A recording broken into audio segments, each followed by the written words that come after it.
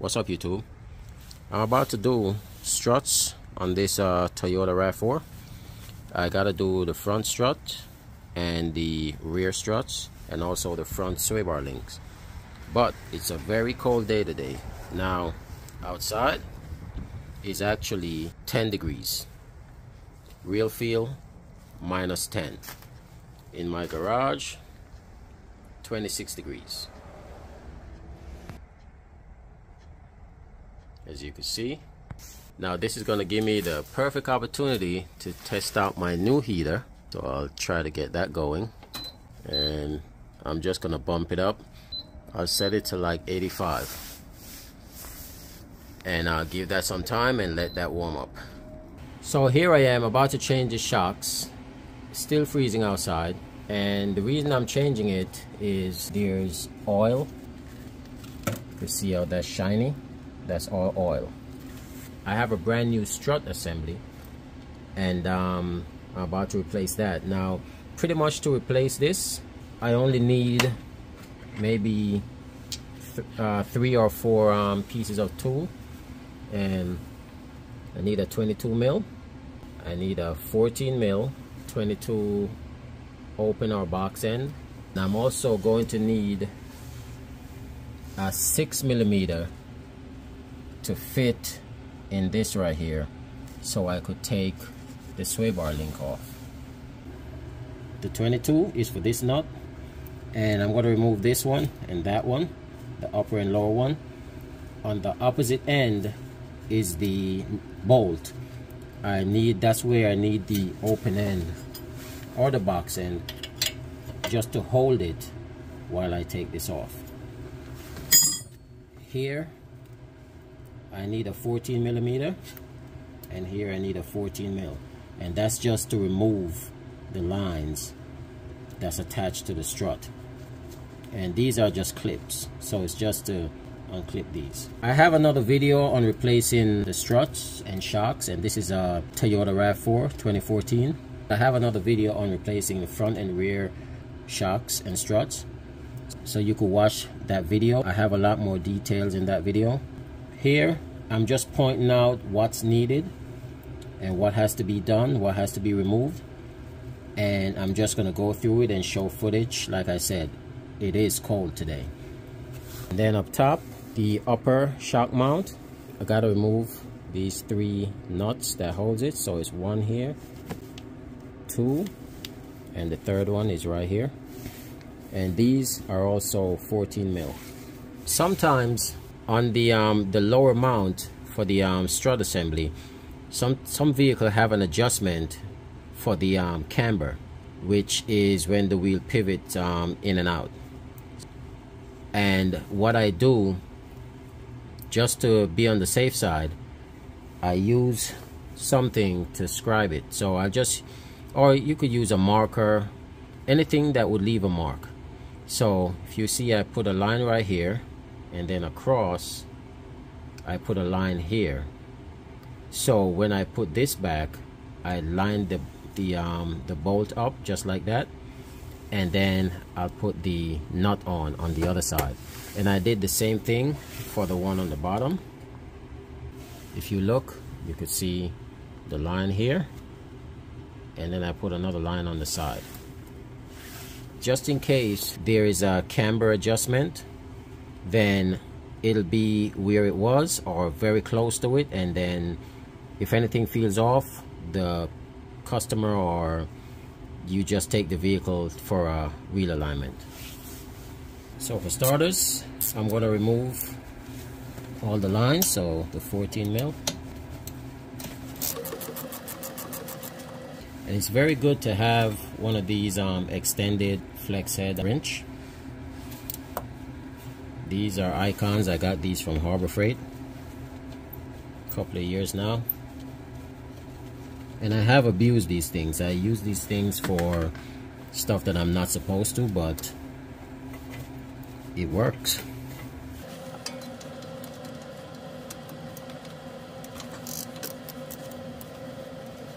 And just be careful of this ABS line. You don't have to force something like this in there. You could actually use like a socket get in there and ratchet it off.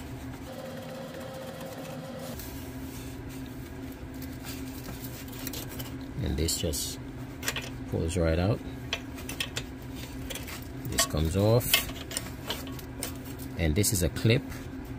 And usually I get very detailed in how to take clips off, but I'm freezing today, guys. Well, I'm not freezing. I have heat in the garage, but still cold nonetheless. And I know I said I'm not gonna get too deep in explaining, but can't help myself.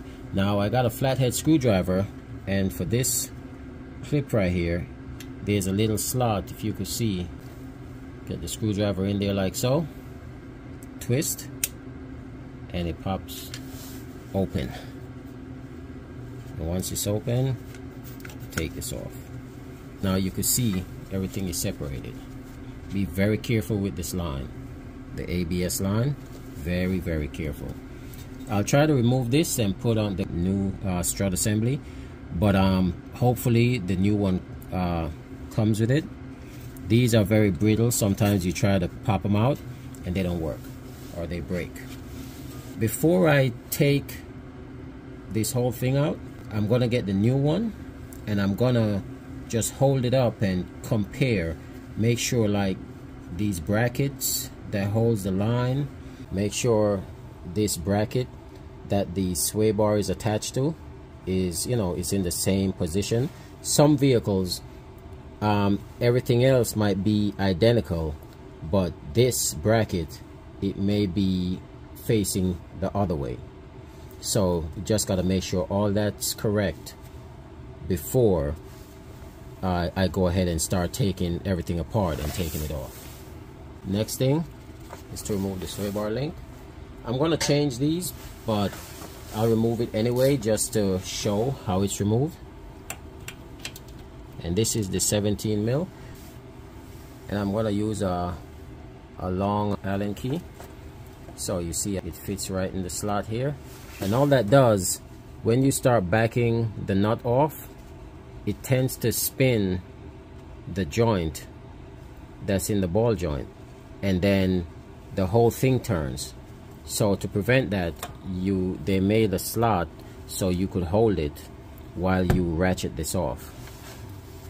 You see it's turning. So what this is gonna do is to hold it, but I'm just using a long one to give you an idea how it sits in.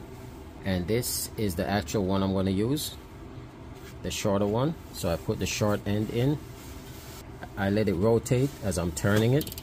So now it's sitting against the housing, and from here I'm just gonna place my finger on it just for a little support, and I'm gonna back this off, and you could see the nut is turning, it's coming off. And if you do this and it feels tight, just go back and forth, spray it down with some rust penetrant. That's what I did. Now this is off, so now I remove this one, the bolts for the lower strut mount. So you can see I have my box end on it just to hold it. And when you take these off, try to keep the top separate from the bottom, just in case there's an adjustment on it.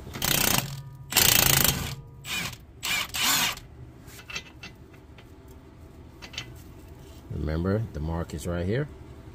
There's no adjustment on this one, but if there was, I would line the mark back up. How I know it's not an adjustment, right here, just like a camshaft, there would be like a lobe, well, the same idea, but there would be a lobe right here, so it wouldn't be like perfectly round like this. It would actually be like round right here, and then maybe halfway through it'll raise just a little bit and go back down, and then just that raise would allow the knuckle right here to move forward or backwards, and that's what adjusts the camber. I'm gonna leave the bottom bolt in because I have to go to the top and remove the nuts from the top. You see if I remove it, then a lot of movement. This is where I use my 14 mil. Get it on there. And these are not super tight. Actually, this one is the easiest one to get to, so I'll leave that on. And you could see I just backed it out almost all the way, and I'm going to leave it on just to hold it. Try to get down in here. Like that. And when I try to back it out, I got to try not to damage these wires right here. So I just need to crack it loose just a little bit. And I do small turns. And now you can see this dropped. So this is the reason why I left one nut on. So when I go back at the bottom and I take that last bolt out, then I could hold the strut with one hand, and with the other hand I back this off and I could lower it nice and easy. Now I could take this out, and I'm going to hold the rotor just in case it tries to move a lot. See, that's out. I'll just reach in, I'll hold it, and I'll take that last nut that I left on top, a couple of turns. That's off. And I'll just maneuver it out of the way. Make sure the lines are not caught. And just like that, it's out. And if it seems like it's not going to line up, that's fine. Just get it in, and then you could always rotate it. So like so, it's in, but the bottom is not pointing towards me, so I could always rotate that. So I reach up top and grab one of the nuts, put the nut on.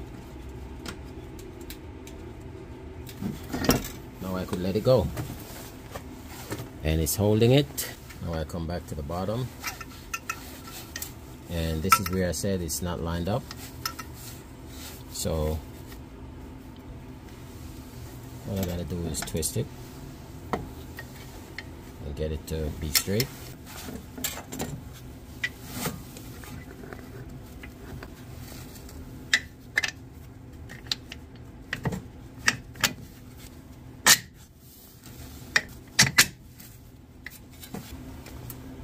And just do the reverse of taking it off. And once you're done, make sure everything is snugged up, put your wheels back on, take it for a test run. And the same procedure for the opposite side. Thank you for watching. Please don't forget to like, share, and subscribe.